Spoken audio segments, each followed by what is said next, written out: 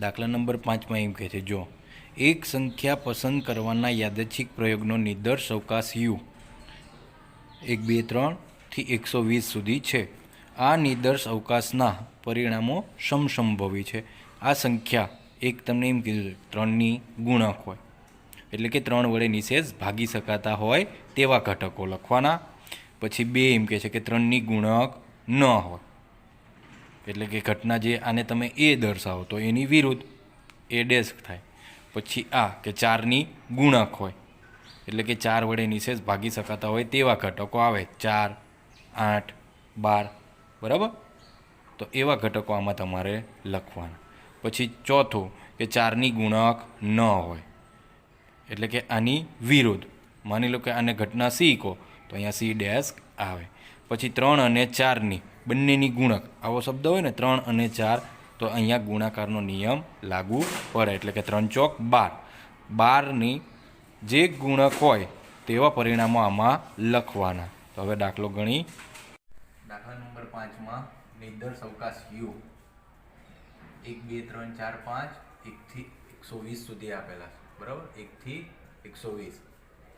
તમને એમ કીધું છે કે એક સંખ્યા યાદચ્છિક રીતે પસંદ કરવામાં આવે છે, તો કુલ પ્રાથમિક પરિણામો NCR 120C1, એટલે n કેટલા 120. પહેલું પરિણામ 3ની ગુણક હોય તો ઘટના એ ના સાનુકૂળ પરિણામો, તો 3, 6, 9 એવી રીતે 120 સુધી તમારે પરિણામ લખવાના આવે. હવે 120 સુધી પરિણામ ન લખવા હોય, જે 3 વડે નિશેષ ભાગી શકાય એવા, તો તમારે 120 છેલ્લી સંખ્યા જોવાની, એને 3 વડે ભાગવાના. તો 120 ભાગ્યા 3 કરો એટલે તમારે 40 આવે, બરાબર. તો આ જે 40 છે એ સાનુકૂળ પરિણામ બને, એટલે એમ થાય. ફરી ઘટના એ માટે સાનુકૂળ પરિણામો કે જે 3ની ગુણક હોય, 3, 6, 9 એવી રીતે 120 સુધી. છેલ્લો ઘટક 120 છે, 120 ભાગ્યા 3 કરી એટલે 40. તો સાનુકૂળ પરિણામ કેટલા મળે? 40. હવે ઘટના એ m/n વ્યાખ્યા મુજબ m તમારે કેટલા થશે? 40. અને કુલ પ્રાથમિક પરિણામો 120. 40 ભાગ્યા 120 કરો એટલે 4 * 12, 1/3 આવે. તો પૂરું પાપો એટલે. હવે બીજું પરિણામ એમ કીધું કે 3ની ગુણક ન હોય, એટલે આ જે ઘટના એ છે એને વિરુદ્ધ. તો 3ની ગુણક ન હોય, ઘટના આપણે બી ના સાનુકૂળ પરિણામો. 3ની ગુણક ન હોય એટલે આનો વિરુદ્ધ આવે, P of A ડેશ ને બને, જે કે 3ની ગુણક ન હોય.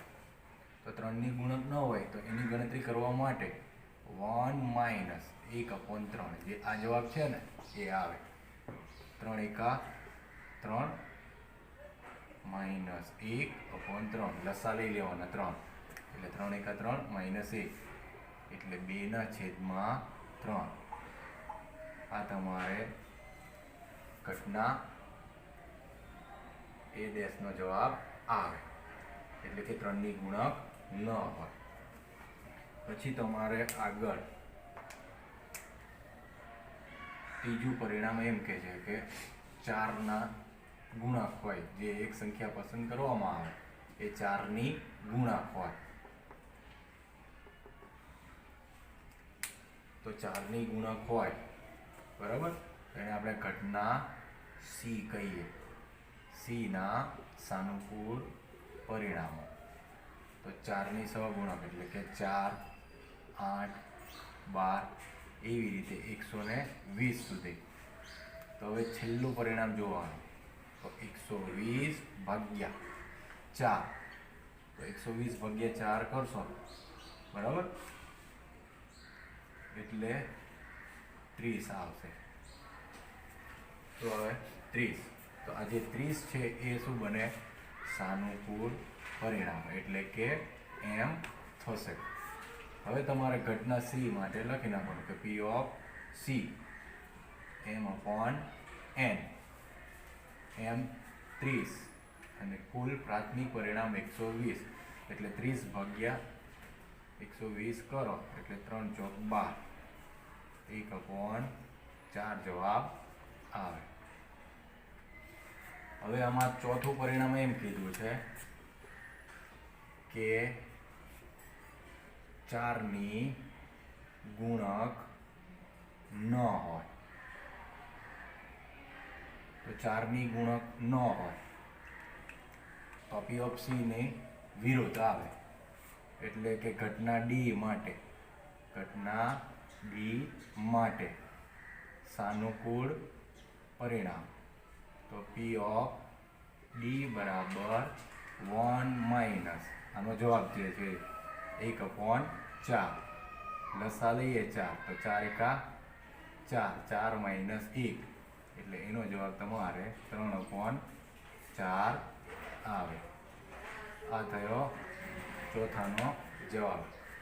તો પછી આગળ પાંચમું ગણીએ. 3 અને 4 બંનેની ગુણક હોય તો આપણે ઘટના ઈ માટે સાનુકૂળ પરિણામ 3 અને 4 એટલે કે 12. 3 અને 4 શબ્દ છે ને, અને એટલે ગુણાકાર આવે, અને એટલે શું આવશે? ગુણાકાર. 3 અને 4 એટલે કે 3 × 4, તો 12ની સહગુણક હોય તેના સાનુકૂળ પરિણામો 120માં જે આવતા હોય એ લખવાના. તો સાનુકૂળ પરિણામો જોઈએ તો 12, 24 એવી રીતે લખતા જઈએ, તો છેલ્લે 120. તો જોવાનું 120 ભાગ્યા 12 કરો તો શું આવે? 10. આ તમારે શું બને? એમ બને. તો પી ઓફ ઈ m/n, એમ કેટલા બને? 10, અને કુલ પ્રાથમિક પરિણામો કેટલા? 120. છેદ ઉડાડીએ એટલે 1/12 જવાબ આવે. બરોબર, આ થાય દાખલો 5નો જવાબ. હવે આગળ દાખલા નંબર 6માં રેન્ડમ શબ્દના બધા જ અક્ષરોના બનતી તમામ ગોઠવણીમાં આર પ્રથમ અને એમ અંતિમ સ્થાન પર આવે તેની સંભાવના શોધો. તો અહીંયા હવે ક્રમોચ્ચ આવ્યો, કેમ કે શબ્દ શું છે? ગોઠવણી. તો કુલ અક્ષરો પહેલાં કેટલા? 6. તો 6 અક્ષરોની ગોઠવણી 6p6 આવે, તો 6p6 એટલે 6 ફેક્ટોરિયલ આવે, તો 6 ફેક્ટોરિયલની ગોઠવણી કરવાની. બરાબર.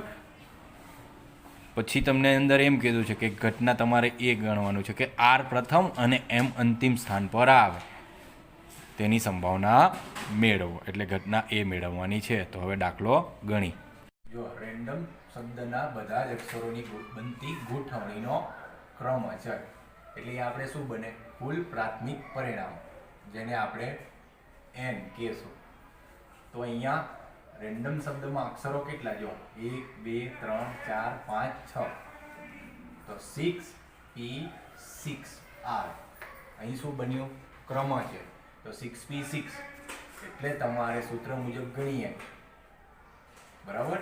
તો n ફેક્ટોરિયલ છેદમાં n - r ફેક્ટોરિયલ 11મા ધોરણમાં હતો, બરાબર.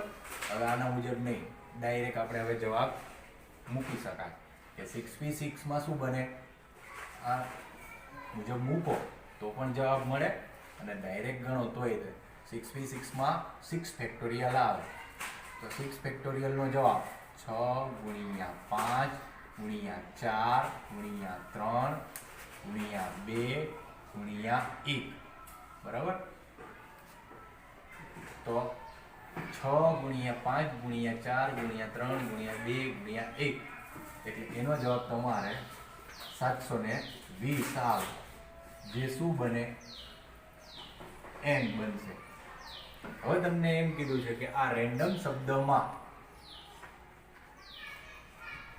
બરાબર, આ રેન્ડમ શબ્દમાં r પ્રથમ સ્થાને અને m અંતિમ સ્થાને આવે. ફરી r પ્રથમ સ્થાને, તો r તો પ્રથમ સ્થાને જ છે, જો તો એને શું આવે? 1p1. અને m પણ અંતિમ સ્થાને જ છે, એટલે એમાં પણ શું બને? ગોઠવણી કરીએ તો 1p1. તો બાકીના જો a, n, d અને o, હવે કેટલા અક્ષરો રહ્યા? આ 4. તો 4 ની ગોઠવણી કરીએ તો 4p4 થાય. ફરી તમને એમ કહે છે કે r પ્રથમ સ્થાને અને m અંતિમ સ્થાને, તો r પ્રથમ સ્થાને જ છે અને m અંતિમ સ્થાને છે, એટલે 1p1 ગુણ્યા 1p1. તો આ બંને સરખું. તો બાકીના 4 અક્ષરો છે જે કે a, n, d, o, તો એની ગોઠવણી કરીએ તો 1p1 માં 1 ફેક્ટોરિયલ, 1p1 માં 1 ફેક્ટોરિયલ અને 4p4 માં 4 ફેક્ટોરિયલ આવે. અને હવે આ સૂત્ર મુજબ કિંમત મૂકીએ તો 1, અહીંયા પણ 1 અને 4, 4, 3, 2, 1, બરાબર. તો 4, 3, 2, 1, એટલે અહીંયા 1 ગુણ્યા 1 ગુણ્યા 24.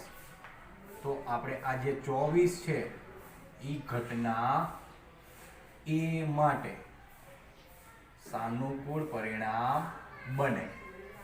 તો હવે આગળ ગણીએ કે p of a m/n, તો કુલ પ્રાથમિક પરિણામો અને સાનુકૂળ પરિણામો જોઈએ તો એમાં કુલ પ્રાથમિક પરિણામો અને સાનુકૂળ પરિણામમાં 24 એ સાનુકૂળ પરિણામો એટલે m, તો m 24 અને n 720. તો 24/720 છે, તો 24 * 72, એટલે 1/30 જવાબ આવશે. બરોબર. આ રીતે આ દાખલો. દાખલા નંબર 7 માં ઓરેન્જ શબ્દના બધા જ અક્ષરોની બનતી પહેલા ગોઠવણીનો કુલ ક્રમ છે, એટલે એને n તરીકે ઓળખશું. તો જો અહીંયા કુલ શબ્દ કેટલા? 6. તો 6 શબ્દની ગોઠવણી કરીએ એટલે 6p6 આવે. તો 6p6 એટલે 6 ફેક્ટોરિયલ. તો 6 ફેક્ટોરિયલનો જવાબ 6, 5, 4, 3, 2 અને 1, બરાબર. એટલે 6 ગુણ્યા 5 ગુણ્યા 4 ગુણ્યા 3 ગુણ્યા 2 ગુણ્યા 1 કરીએ એટલે 720, બરાબર. તો એ આપણું શું બને? કુલ પ્રાથમિક પરિણામ એટલે n. હવે તમને અંદર એમ કીધું છે કે આ ઓરેન્જ શબ્દમાં સ્વર પહેલા, ત્રીજા અને છઠ્ઠા સ્થાન પર આવે તેનો ક્રમ છે મેળવવાનો છે, અને આપણે સંભાવના મેળવવાની એટલે ઘટના એ. તો જો ઓરેન્જ શબ્દમાં સ્વર જોઈએ તો 3 છે, o, a અને e. જે ક્રમશઃ છે કીધું એ મુજબ પહેલા સ્થાન ઉપર o, ત્રીજા સ્થાન ઉપર a અને છઠ્ઠા સ્થાન પર e. તો આ 3 સ્વર ક્રમશઃ, એટલે આ કેટલા અક્ષરો થયા? 3. તો 3 અક્ષરો એટલે 3p3. તો 3 અક્ષરોની ગોઠવણી એટલે 3p3. તો બાકીના હવે બીજા 3 એટલે r, n અને g. તો r કયા સ્થાન ઉપર? બીજા.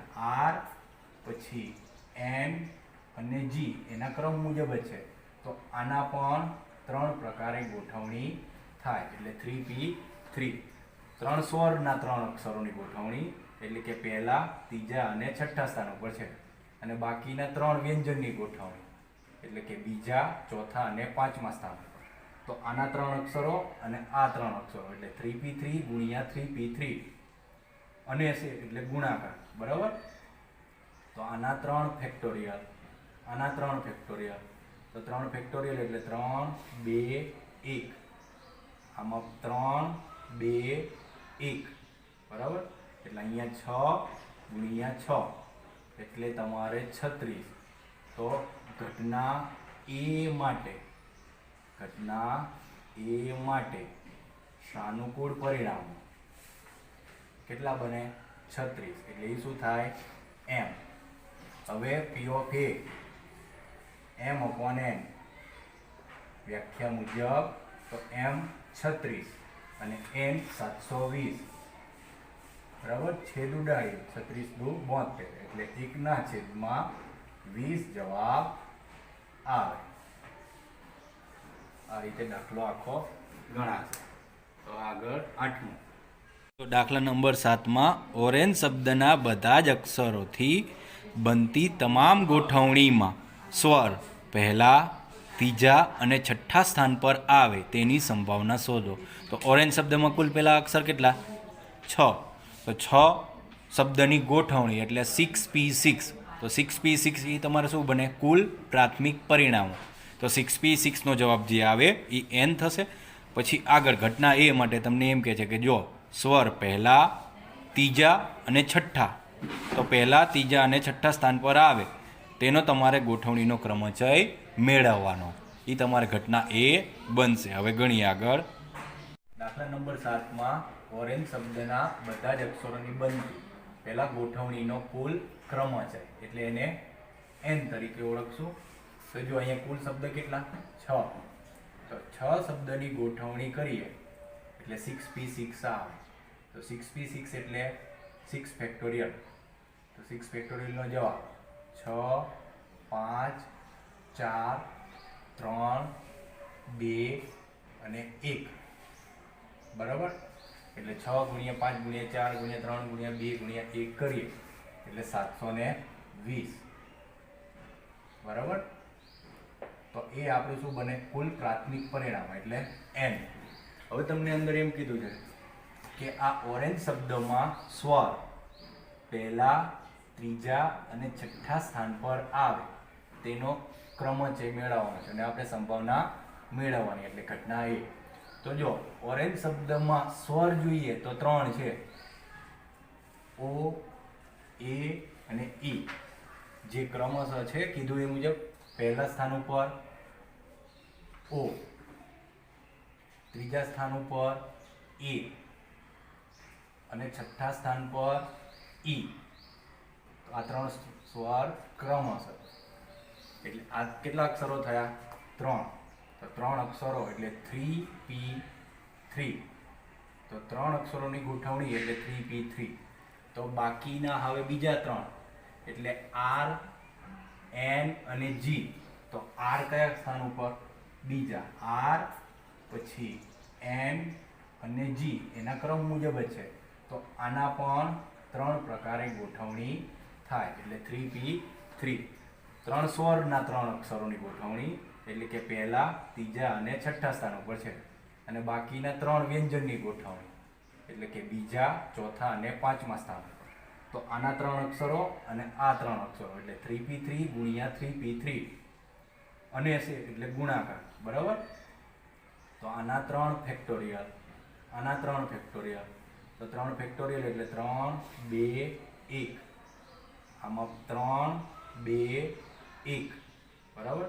એટલે અહીંયા 6 ગુણ્યા 6 એટલે તમારે 36. તો ઘટના એ માટે સાનુકૂળ પરિણામો કેટલા બને? 36. એટલે એ શું થાય? m. હવે p of a m/n વ્યાખ્યા મુજબ તો m 36 અને n 720 બરાબર. છેદ ઉડાડી 36 દુ 72 એટલે 1/20 જવાબ આવે. આ રીતે દાખલો આખો ગણાશે. તો આગળ 8મો દાખલો. એક કુટુંબના 5 સભ્યો પતિ, પત્ની અને તેમના 3 બાળકો ફેમિલી ફોટા માટે એક હારમાં યાદચ્છિક રીતે ગોઠવાય છે.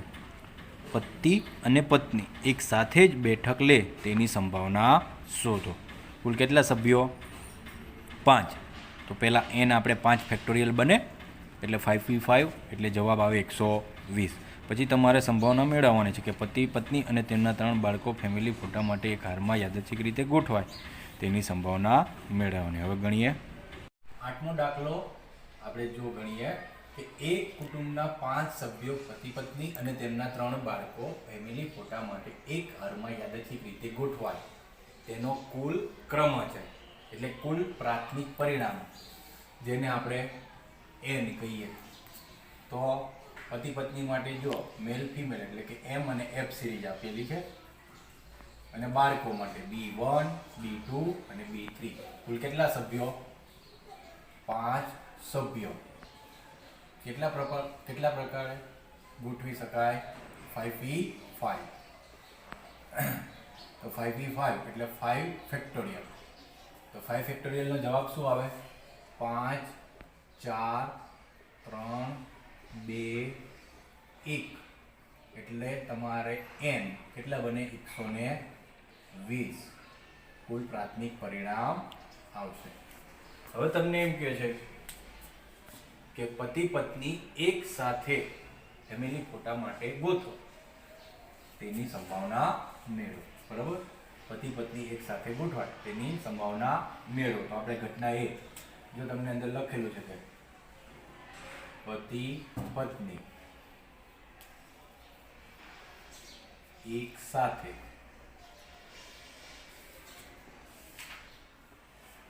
ફેમિલી ફોટા માટે ગોઠવાય તેની સંભાવના. અગાઉ આપણે 11માં ગણતા હતા એમ જ. તો જો મેલ અને ફિમેલ પતિ પત્ની બરાબર 1 એકમ બરાબર, અને 3 બાળકો બરાબર 3 એકમ. ફરી ફેમિલી ફોટા માટે પતિ પત્ની એક સાથે ગોઠવાય એટલે આ બંનેના 2 એકમ બરાબર 1 એકમ અને 3 બાળકો બરાબર 3 એકમ. કુલ કેટલા? 4. તો 4 સભ્યો પતિ પત્ની 1 એકમ વત્તા 3 બાળકો એટલે 4p4 બરાબર. અને તમને એમ કીધું કે પતિ પત્ની એક સાથે બરાબર, તો પતિ પત્ની બરાબર કેટલા? 2 એકમ એક સાથે ફેમિલી ફોટા માટે ગોઠવો તેની આપણે સંભાવના, જેને આપણે સાનુકૂળ પરિણામ મેળવીએ. તો 4p4 એટલે 4 ફેક્ટોરિયલ આના, અને પતિ પત્ની સાથે ગોઠવાય એમ કીધું છે એટલે કે 2 ફેક્ટોરિયલ એના. તો 4 ફેક્ટોરિયલ એટલે 4 3 2 1 બરાબર, અને 2 ફેક્ટોરિયલ એટલે 2 ગુણ્યા 1. તો 4 તરી 12 દુ 24, 24 ગુણ્યા 2 એટલે કુલ 48. તો 48 આવશે એ સાનુકૂળ પરિણામ આવશે. તો લખવાનું કે ઘટના એ માટે સાનુકૂળ પરિણામ